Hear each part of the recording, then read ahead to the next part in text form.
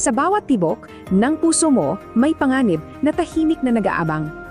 Isang kalaban na hindi mo nakikita pero unti-unti sinisira ang iyong katawan. Ang pangalan niya, high blood pressure. At ang masama, baka hindi mo alam na meron ka na. Kaya nga, ang tawag dyan ay the silent killer dahil umaatake ito ng walang warning. Isipin mo to, paano kung isang araw, bigla ka na lang bumigay?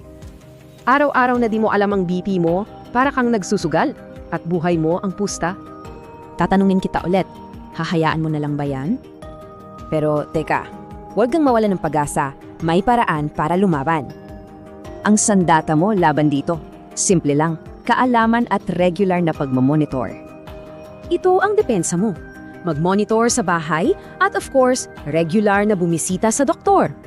So ano ba yung blood pressure? Yan yung force or pressure ng dugo sa iyong mga ugat. At yung mga numerong nakikita mo, ano ba talaga ang meaning niyan?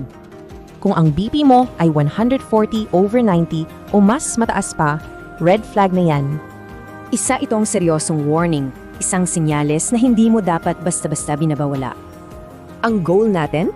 Mas mababa sa 120/80. Yan ang normal, yan ang safe zone. Ito yung gusto nating ma-achieve para sa'yo, for your peace of mind. Ngayong alam mo na to, ang tanong, ano ang susunod mong gagawin? Simple lang ang mission mo, alamin ang BP mo, i-monitor mo at magtanong sa expert. Isang mahalagang paalala, ang paliwanag na ito ay guide lang, hindi ito medical diagnosis. Para sa tamang payo at gamutan, laging kumonsulta sa iyong doktor. Ingatan ang buhay mo